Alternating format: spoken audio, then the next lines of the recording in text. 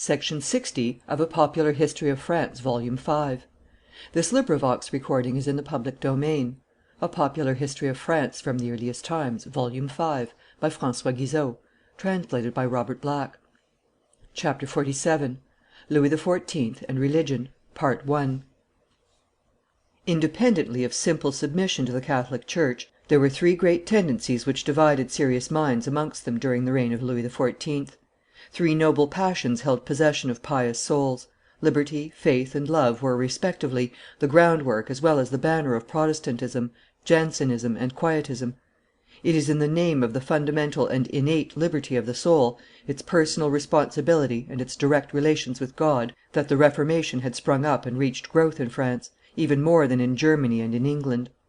M. de St. Cyran, the head and founder of Jansenism, abandoned the human soul unreservedly to the supreme will of God. His faith soared triumphant over flesh and blood, and his disciples, disdaining the joys and the ties of earth, lived only for eternity. Madame Guyon and Fenelon, less ardent and less austere, discovered in the tender mysticism of pure love that secret of God's which is sought by all pious souls. In the name of divine love, the Quietists renounced all will of their own, just as the Jansenists in the name of faith. Jansenism is dead after having for a long while brooded in the depths of the most noble souls.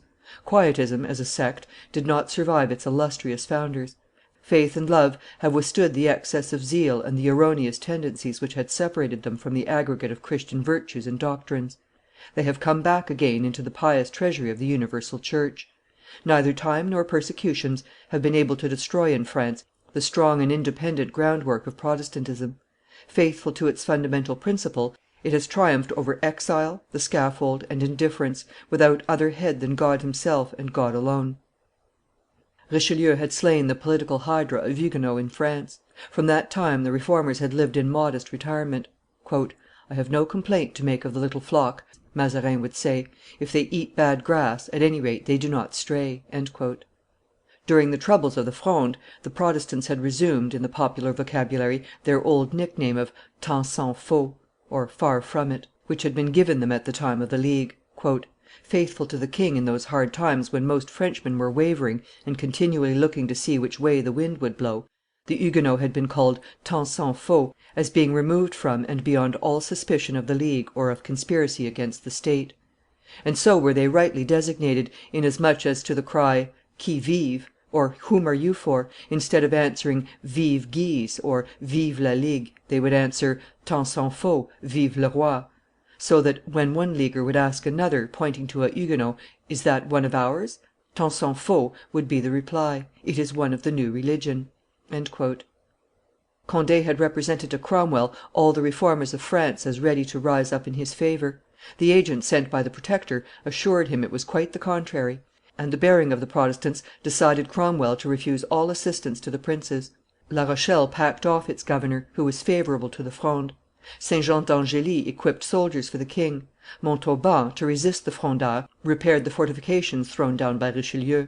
"The crown was tottering upon the king's head," said Count d'Harcourt to the pastors of Guienne, "but you have made it secure." The royal declaration of 1652, confirming and ratifying the Edict of Nantes, was a recompense for the services and fidelity of the Huguenots. They did not enjoy it long. An edict of 1656 annulled, at the same time explaining, the favorable declaration of 1652. In 1660 the last national synod was held at Loudun. "His Majesty has resolved," said M. de la Magdelaine, deputed from the king to the synod, "that there shall be no more such assemblies but when he considers it expedient." 15 years had rolled by since the synod of Charenton in 1645.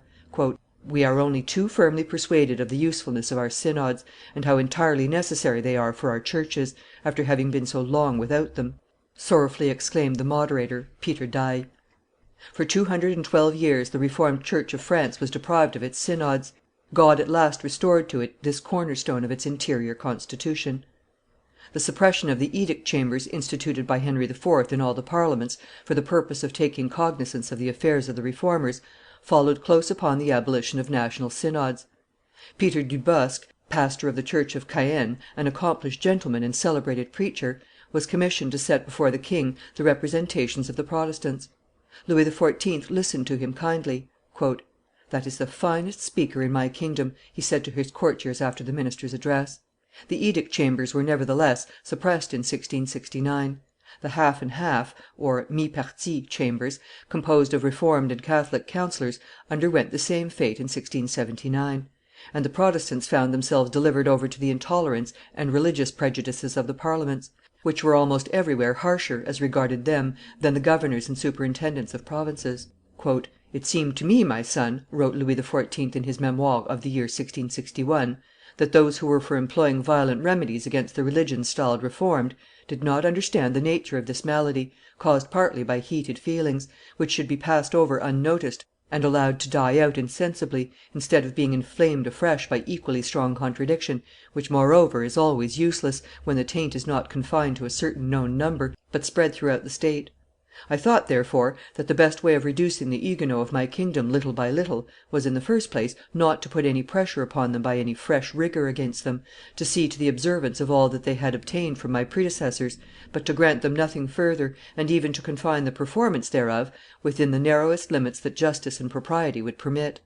But as to graces that depended upon me alone, I have resolved, and have pretty regularly kept my resolution ever since, not to do them any, and that from kindness, not from bitterness, in order to force them in that way to reflect from time to time of themselves, and without violence, whether it were for any good reason that they deprived themselves voluntarily of advantages which might be shared by them in common with all my other subjects."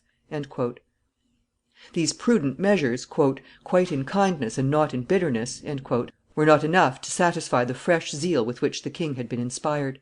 All powerful in his own kingdom, and triumphant everywhere in Europe, he was quite shocked at the silent obstinacy of those Huguenots who held his favor and graces cheap in comparison with a quiet conscience.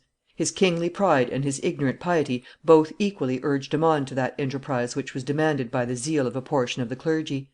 The system of purchasing conversions had been commenced; and Pellisson, himself originally a Protestant, had charge of the payments, a source of fraud and hypocrisies of every sort. A declaration of 1679 condemned the relapse to honorable amends (public recantation, etc.), to confiscation and to banishment. The doors of all employments were closed against Huguenots; they could no longer sit in the courts or parliaments, or administer the finances, or become medical practitioners, barristers, or notaries. Infants of 7 years of age were empowered to change their religion against their parents' will. A word, a gesture, a look, were sufficient to certify that a child intended to abjure. Its parents, however, were bound to bring it up according to its condition, which often facilitated confiscation of property. Pastors were forbidden to enter the houses of their flocks, save to perform some act of their ministry. Every chapel into which a new convert had been admitted was to be pulled down, and the pastor was to be banished. It was found necessary to set a guard at the doors of the places of worship to drive away the poor wretches who repented of a moment's weakness. The number of "places of exercise," as the phrase then was, received a gradual reduction.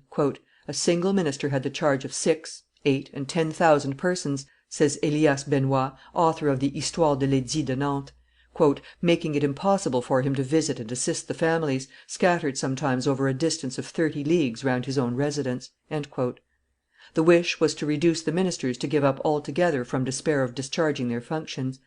The chancellor had expressly said, "If you are reduced to the impossible, so much the worse for you; we shall gain by it." Oppression was not sufficient to break down the Reformers. There was great difficulty in checking emigration, by this time increasing in numbers. Louvois proposed stronger measures. The population was crushed under the burden of military billets. Louvois wrote to Marillac, superintendent of Poitou, "His Majesty has learned with much joy the number of people who continue to become converts in your department. He desires you to go on paying attention thereto. He will think it a good idea to have most of the cavalry and officers quartered upon Protestants. If, according to the regular proportion, the religionists should receive 10, you can make them take 20." The dragoons took up their quarters in peaceable families, ruining the more well to do, maltreating old men, women, and children, striking them with their sticks or the flat of their swords, hauling off Protestants in the churches by the hair of their heads, harnessing laborers to their own ploughs, and goading them like oxen. Conversions became numerous in Poitou. Those who could fly left France, at the risk of being hanged if the attempt happened to fail. "Pray lay out advantageously the money you are going to have," wrote Madame de Maintenon to her brother, M. d'Aubigné. "Land in Poitou is to be had for nothing, and the desolation amongst the Protestants will cause more sales still. You may easily settle in grand style in that province." "We are treated like enemies of the Christian denomination," wrote, in 1662, a minister named Jurieu, already a refugee in Holland. "We are forbidden to go near the children that come into the world; we are banished from the bars and the faculties; we are forbidden the use of all the means which might save us from hunger; we are abandoned to the hatred of the mob; we are deprived of that precious liberty which we purchased with so many services; we are robbed of our children, who are a part of ourselves. Are we Turks? Are we infidels? We believe in Jesus Christ, we do; we believe him to be the eternal Son of God, the Redeemer of the world. The maxims of our morality are of so great purity that none dare gainsay them. We respect the king, we are good subjects, good citizens; we are Frenchmen as much as we are Reformed Christians." Jurieu had a right to speak of the respect for the king which animated the French Reformers. There was no trace left of that political leaven which formerly animated the old Huguenots, and made Duke Henry de Rohan say, "You are all Republicans; I would rather have to do with a pack of wolves than an assembly of parsons." "The king is hoodwinked," the Protestants declared, and all their efforts were to get at him and tell his Majesty of their sufferings. The army remained open to them, though without hope of promotion, and the gentlemen showed alacrity in serving the king. "What a position is ours!" they would say; "if we make any resistance, we are treated as rebels; if we are obedient, they pretend we are converted, and they hoodwink the king by means of our very submission." The misfortunes were redoubling. From Poitou the persecution had extended through all the provinces. Superintendent Foucauld obtained the conversion in mass of the province of Bearn. He egged on the soldiers to torture the inhabitants of the houses they were quartered in, commanding them to keep awake all those who would not give in to other tortures.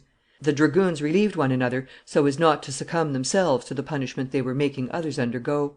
Beating of drums, blasphemies, shouts, the crash of furniture which they hurled from side to side, commotion in which they kept these poor people in order to force them to be on their feet and hold their eyes open, were the means they employed to deprive them of rest. To pinch, prick, and haul them about, to lay them upon burning coals, and 100 other cruelties, were the sport of these butchers.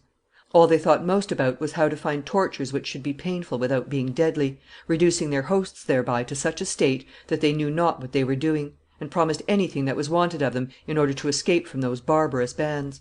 Languedoc, Guienne, Angoumois, Saintonge, all the provinces in which the Reformers were numerous, underwent the same fate. The self restraining character of the Norman people, their respect for law, were manifested even amidst persecution. The children were torn away from Protestant families, and the chapels were demolished by act of Parliament. The soldiery were less violent than elsewhere, but the magistrates were more inveterate. "God has not judged us unworthy to suffer ignominy for his name," said the ministers condemned by the Parliament for having performed the offices of their ministry. "The king has taken no cognizance of the case," exclaimed one of the accused, Legendre, pastor of Rouen; "he has relied upon the judges; it is not his Majesty who shall give account before God; you shall be responsible, and you alone; you, who, convinced as you are of our innocence, have nevertheless condemned us and branded us."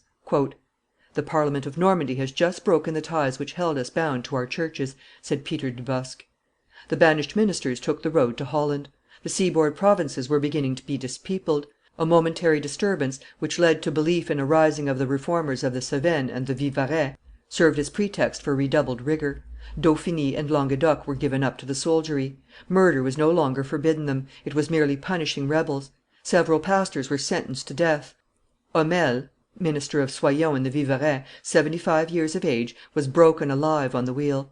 Abjurations multiplied through terror. "There have been 60,000 conversions in the jurisdiction of Bordeaux, and 20,000 in that of Montauban," wrote Louvois to his father in the first part of September, 1685. "The rapidity with which this goes on is such that before the end of the month there will not remain 10,000 religionists in the district of Bordeaux, in which there were 150,000 on the 15th of last month." "The towns of Nimes, Alais, Uzes, Villeneuve, and some others are entirely converted," writes the Duke of Noailles to Louvois in the month of October, 1685. "Those of most note in Nimes made abjuration in church the day after our arrival. There was then a lukewarmness; but matters were put in good train again by means of some billets that I had put into the houses of the most obstinate. I am making arrangements for going and scouring the Uvennes with the 7 companies of Barbezieux, and my head shall answer for it that before the 25th of November not a Huguenot shall be left there." Section 60.